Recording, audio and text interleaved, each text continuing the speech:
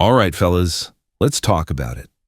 Because being a man today, it's not the power fantasy the internet keeps selling. It actually sucks, and nobody wants to admit it. Everywhere you look, men are told to man up, but never told what that even means anymore. We're expected to be strong, but not too strong. Confident, but not intimidating. Successful, but humble. Emotionally open, but not inconvenient.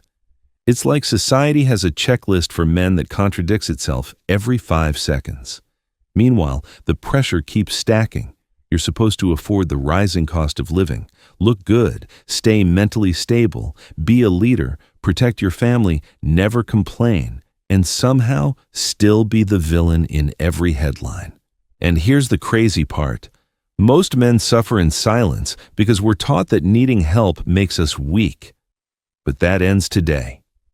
In this video, we're breaking down why modern masculinity is stuck in a no-win situation and what real men can actually do about it. Not the fake internet advice, not the alpha bro nonsense, the truth.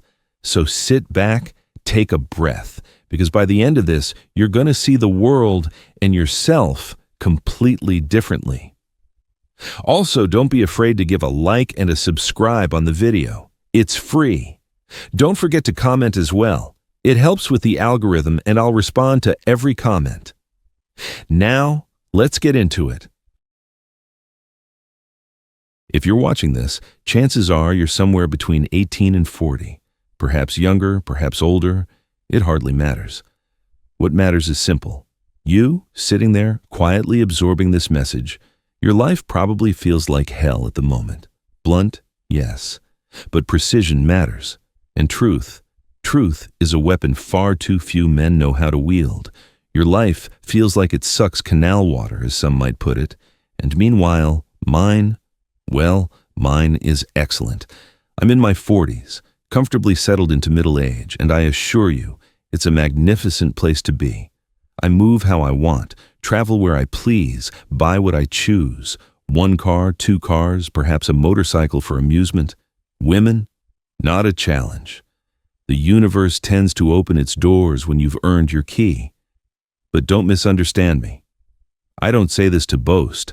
I say it because there was a time, long before the tailored suits, the smooth competence, and the unfazed calm, when my life was every bit as dreadful as yours.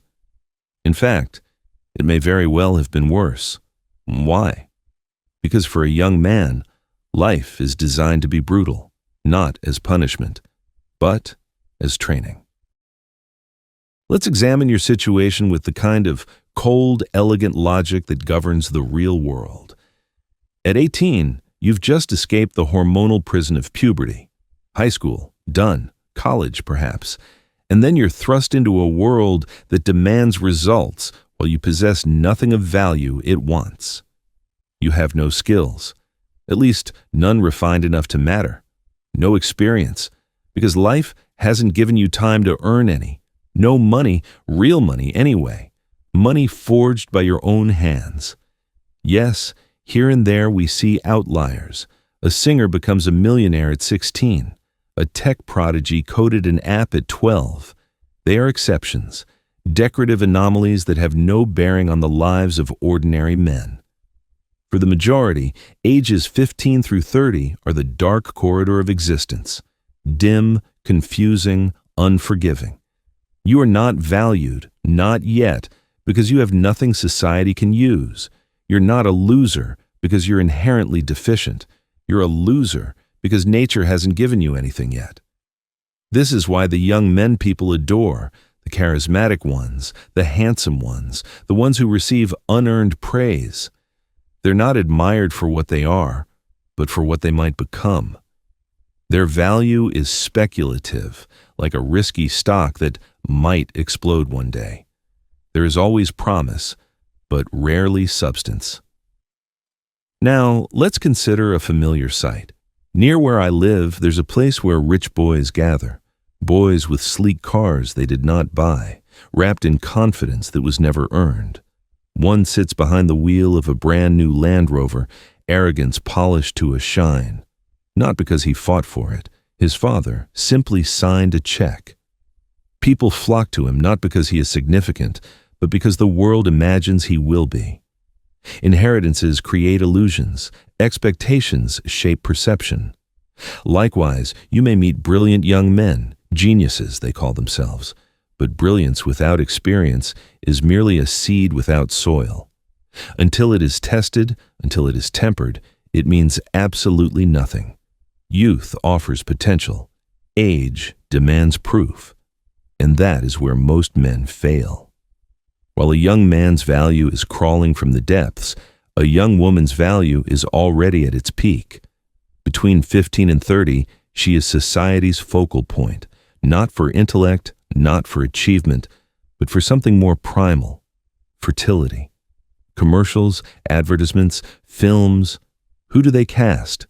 Not awkward 16-year-old boys with acne and uncertainty.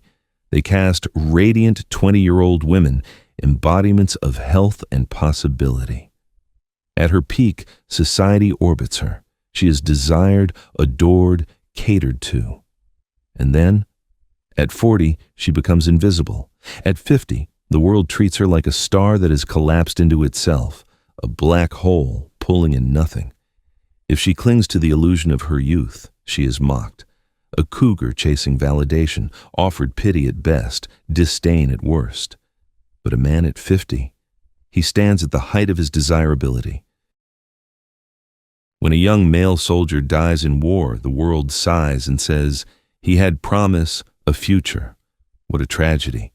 But when a young woman dies, a 22-year-old lieutenant, it becomes a national catastrophe. Why? Because she carried the potential to create life. Nature's arithmetic is ruthless. Men are born with nothing and must earn everything. Women are born with value and must preserve as much of it as time allows. Unfair? Irrelevant. Reality does not apologize. I was 15 once. Disastrous. At 20, still pathetic. 25, slightly improved. 30, roughly functional. 35, things began to click. Money trickled in. Women responded differently. 40, I understood the game. 45, I commanded it. 50, that is the champagne hour of life, the frosting on the cake. The world rewards the man who survives long enough to develop himself. Skills refine, experience compounds, money follows, status emerges, slowly, consistently, and then all at once. There are men who coast purely on promise their entire lives. Barack Obama is a striking example. Praised endlessly for potential, rewarded handsomely for image, awarded a Nobel Prize for the idea of peace before engaging in more warfare than expected. He is the symbol of a man lifted by promise and never required to deliver. And the young men who are adored for their future greatness, most will vanish into mediocrity. Ironically, the ones who later make the greatest impact often begin as the most overlooked, underestimated, even mocked. But make no mistake, no one rises by magic.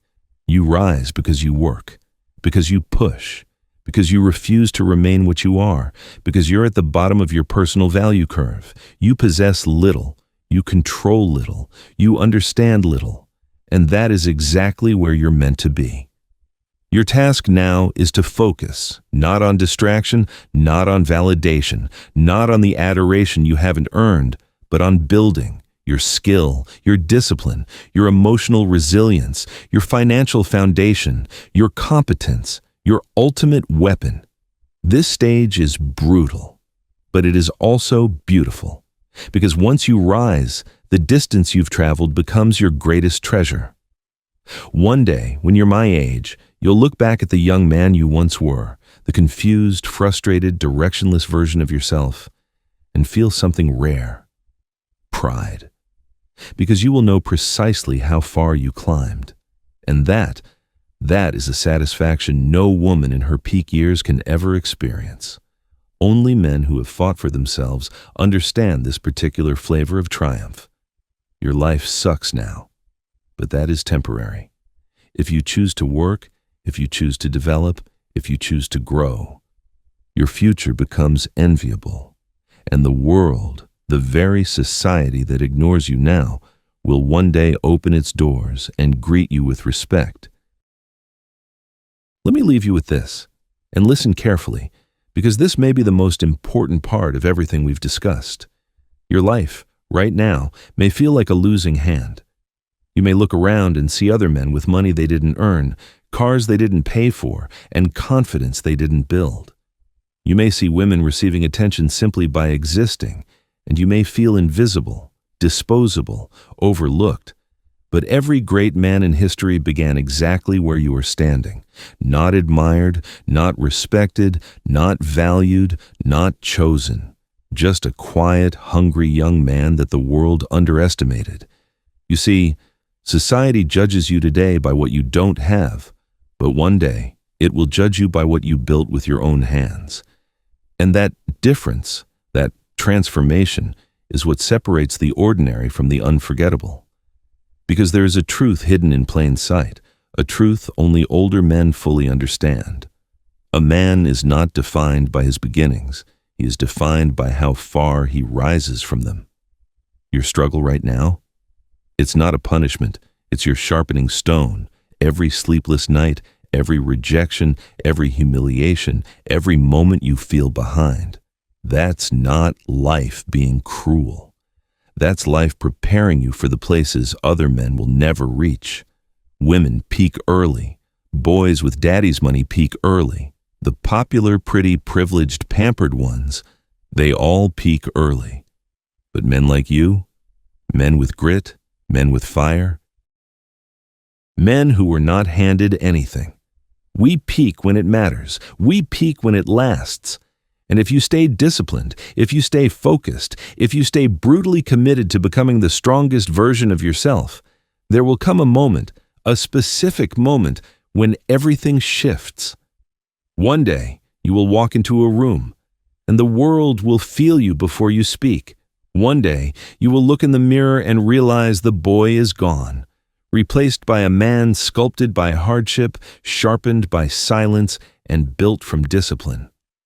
One day, the very people who overlooked you will wonder how you became untouchable.